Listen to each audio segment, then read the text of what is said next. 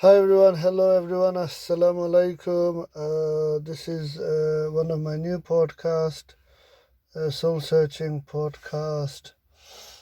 By the way, the soul is real because healthy people with healthy organs suddenly die all the time, regardless of age. They shouldn't, but they die. This is one way you can prove the soul is real. The real you is your soul, not your earthly body. Now, the topic I want to start with is what is the purpose of your earthly life? What is the purpose of your earthly life? And I will eventually answer this question, what is the purpose of your earthly life? Meaning slowly but surely, as we talk about a lot of themes regarding existence, creation, Quran, and of course everyday life in general. So let's begin. So, what is the purpose of your earthly life? And another question, what do you think? And I probably will be a little, I'm not going to say sarcastic, but it's basically to make you think. You see, thinking is critical, and Muslims should be critical thinkers, and therefore logical thinkers, and therefore rational thinkers. So, what do you think? Become a Jedi? And if you don't know what a Jedi is, basically, if you haven't seen any Star Wars movies, you should watch Star Wars. It's good movies. I enjoyed the early Star Wars movies, and I'm sorry I'm going on a tangent, but I think it's good to share these experiences, so therefore you get to know me. And my name is Mohammed Raj Abdullah. So Star Wars, yeah, the early ones, Harrison Ford in them, and his buddy, the big bear, I think, and his spaceship, awesome. And of course, the Star Wars is about good and evil. But what I think the producer is George Lucas, and in the future, it's set in the future, Star Wars, and again, you will see in the Star Wars movies, or even in any future movies, or generally any movies, good and bad, and there's always, the problem of people want to harm others, meaning evil through people, and that's because of the positive and the negative nature factors, especially the negative nature factors. A lot of people, they actually live within their negative nature factor zone. So, with hatred and jealousy and anger. Anyway, yeah, let's carry on with the. So, what do you think? Yeah. So, what is the purpose of your earthly life? By the way, the permanent. Sorry, life is permanent. How? Because the real you is your soul, not your earthly body. So I would like to repeat that again. Repetition is for emphasis, so you don't forget. So the earthly life, or life is permanent because the real you is your soul, not your earthly body. Soul and ruh in Arabic, and the soul Allah created to live forever. So your soul and my soul, the Creator Allah has created to live forever. Having said this, the Creator Allah knows best. And so, of course, when someone face death as a Muslim, then they get the ultimate reward, taste death as a Muslim. And so when someone experiences death as a non-Muslim, then they become what I refer to a never-ending tragedy, and basically end up in hellfire forever. Again, having said this, the Creator Allah knows best. So, and free will proves life is the earthly life. Free will proves the earthly life is an examination. How? Because free will allows you dual nature. Free will allows you autonomy, dual nature, autonomy, dual nature. Therefore, positive nature factors and negative nature factors. All that proves life is an examination. The earthly life is an examination. Because if you only had positive nature factors, you would be angels, and therefore the earthly life examination doesn't apply to you. And again, if you only had negative nature factors, then again the test doesn't apply to you, because you don't know what the opposite is, which is the opposite of evil, opposite of hatred is to be polite and kind. So I hope you get my point. So what do you think? Become a Jedi, reach for the stars, maybe literally, if you can, or if you can travel faster than the speed of light. So this question, what is the purpose of your earthly life? What do you think? So it's very important to say, what is the purpose of your earthly life? Yeah, because this earthly life is the examination. The soul lives forever, and the final destination is up to you. So the road to Jannah, the road to paradise, is Islam, Quran and Sunnah. And so in paradise you live forever, and in Jahannam, hellfire, you live forever. And having said this, the Creator Allah knows best. Now, so, what do you think earthly life is about? Is it just to get drunk, or thank God it's Friday and just entertain, go to the pubs, go to the nightclubs, and just, get drunk and come Monday morning hangover, and then, you don't want to go to work or have lots of money and just travel the world, become a monk and live in a peaceful cave, Buddhism, or become the next billionaire, trillionaire, become the world champion boxer, go to Hogwarts, save the world, become a superhero and save the world. I mean, if you can. Now, none of that is the purpose of your earthly life. Repetition is for emphasis. How can you be successful in a temporary situation, such as the world will be swallowed up by the sun in about 5 billion years?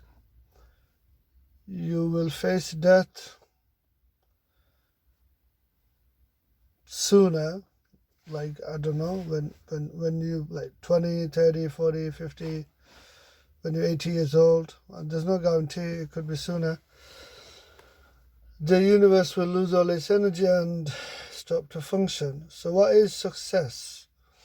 Well, the the literal question, the trillion-dollar question is, what is permanent success? And the straightforward answer is, and I will be very frank with you, become a Muslim and go to paradise. Now, of course, the next question is, why Islam? And the answer is, read the Quran in a language you understand. But what is important when you are reading the Quran, try to understand, it's difficult, try to understand that when you are reading the Quran, it is the Creator Allah, it is your Creator Allah. Allah means the one who deserves all worship. It is the Creator Allah talking to you, telling you. So for example, a non-Muslim, an atheist, an agnostic reading the Quran, and you come to, I think it's Surah Imran or Surah Jinn, or in many places the Creator Allah says, those who disbelieve, for them is the torment of the hellfire. Torment of the hellfire, the fire of Jahannam. Those who disbelieve, particularly in Surah Jinn, I think that's Surah 72, the Creator Allah says, those who disobey the Creator Allah and the messenger will be punished in I'm paraphrasing, will be punished in the fire of Jahannam, hellfire. Now, what you need to understand is that what I'm trying to say, don't get offended, because it is the Creator, it is your Creator telling you as it is. Don't forget, the Creator Allah says in the Quran, the Creator Allah created us, the children of Adam, mankind, the children of Adam and the jinn kind, to worship the Creator Allah, to be grateful to the Creator Allah. Okay, so don't get offended. You actually have no right to get offended, and we have no right to complain, because we did not create ourselves. Again, the Creator Allah says in the Quran, we used to be nothing. We used to be nothing, and it is the Creator Allah who brought us into existence. It's awesome. I tell you, personally, by the way, I am a happy Muslim, and my YouTube channel is called Motivated Muslim. And I talk to the Creator Allah through obviously supplication, dua, and I say to Allah, Ya Allah, even if you gave me a trillion years on earth, and I worshipped the Creator Allah for a trillion years on earth, it is still, it still is not enough. We cannot repair, no one can repair the Creator Allah. Take a cell, for you to not create, but for you to clone a cell, a human cell, it will cost you, just one cell, it will cost you a few million dollars. Now listen to the next bit.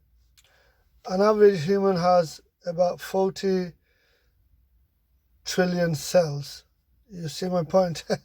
If one cell costs you to copy at least $2 million or even $1 million, and there's an average cell in a human body is 40 trillion cells, and that's, we're not even talking about the mind, we're not even talking about the soul. Those are the unseen properties, invisible properties. And if you want to understand invisibility, it's real. So the electromagnetic wave is real, but it's invisible. The space in front of you is real, but it's invisible. The words that you speak, the words that I speak, it's invisible. You understand? It's all in.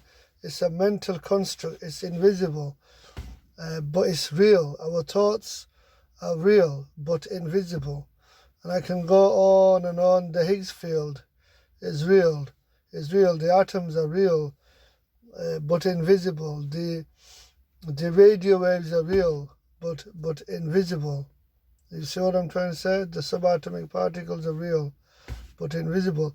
And therefore, jinn kind is real. Only because you can't see a jinn, doesn't mean they don't exist. They exist. Because the Creator Allah says so in the Quran. We'll come back to that later anyway. So, let's carry on let's answer some more questions. So, a popular question. A popular question is who created the Creator Allah? Or who created God? So let's look at that one. God is a fact. God is the truth. What do I mean? Now, if you ask the question, who made God? Then I can try to answer by saying, God one made God. Then you will question, who made God one? Then I will say, God two made God one. And I can carry on saying, God three made God two. And if I carry on, then I can say God 101 made God 100. This way I cannot answer the question.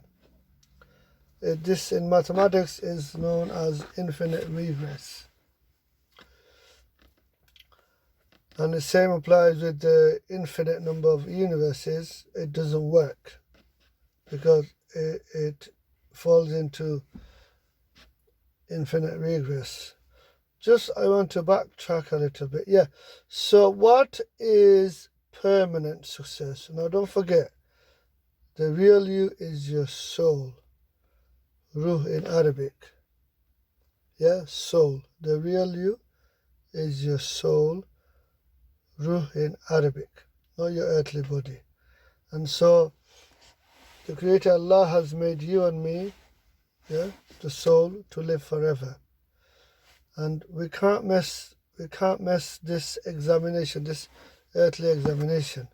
And therefore the question is, what is permanent success? What is permanent success? And the answer is, become a Muslim and go to paradise, go to Jannah. Okay? Now, what is important, I don't have to answer this question. So talking about, just basically, just to summarize. So if I said God, so the question is who created God, who created the designer. God 2 made God 3, and God 7 made God 6. And if I carried on, forever, God 1,000,001 made God 1,000,002. Then, it's infinite regress. What is important, I don't have to answer this question, as the question who made God is already answered, and that is, God is a fact. God is self-existing. God is self-existing. God is the truth. How is this possible? This is beside the point. The important fact is God is self-existing. God is uncaused. And of course, you can say God is uncreated. The Creator Allah is uncreated by definition. To know this and to understand this is just amazing, fantastic, wonderful, and awesome.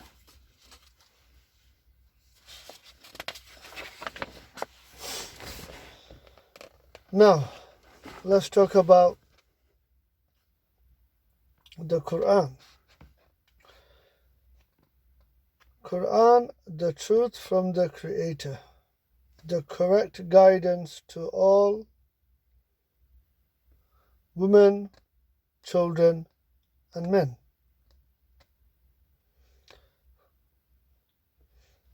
Verily, this Quran guides humanity to that which is most just.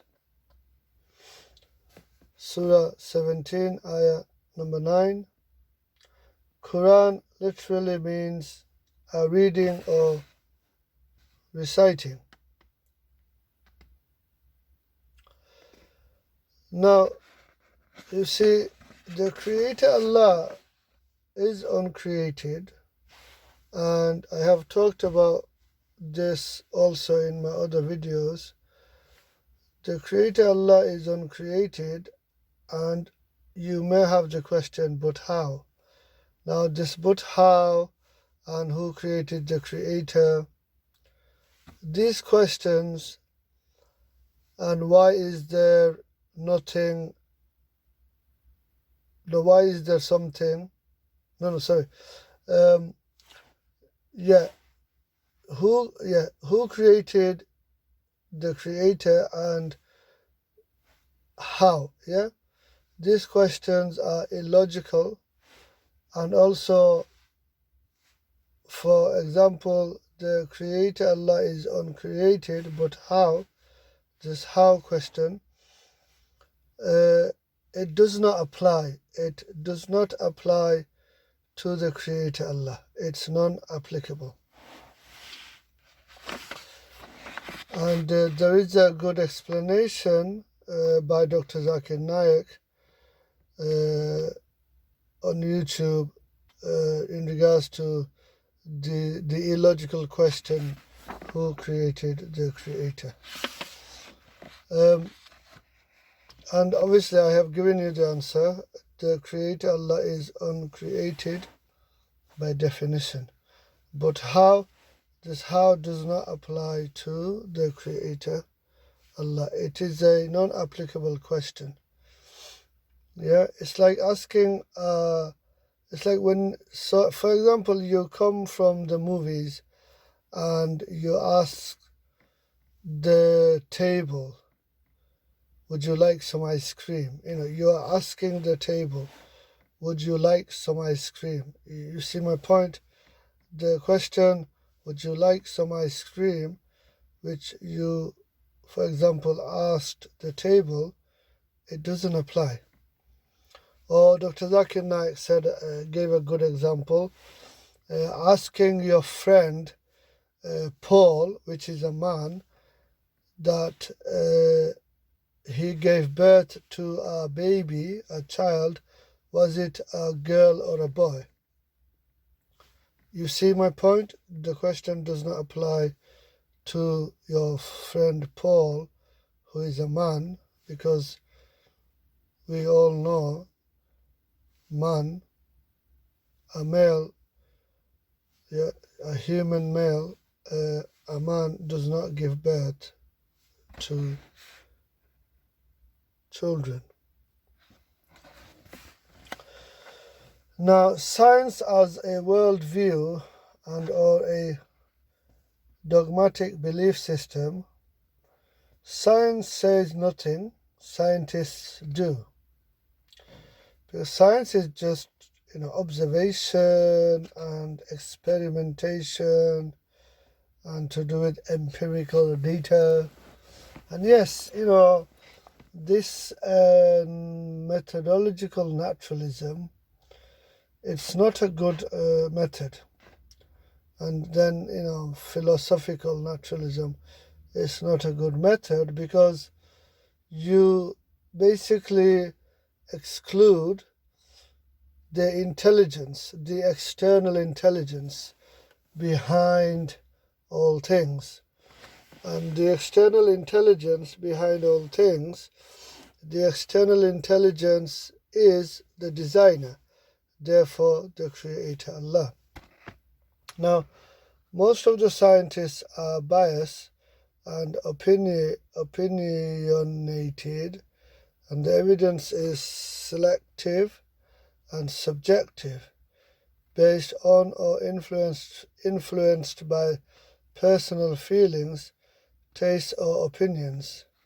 Read the book Science Delusion by Rupert Sheldrake, and you'll understand. Before I carry on, you will have Darwinists who will say, now Darwinism is a religion without the Creator Allah. And Darwinism is a religion without God, therefore the Creator Allah.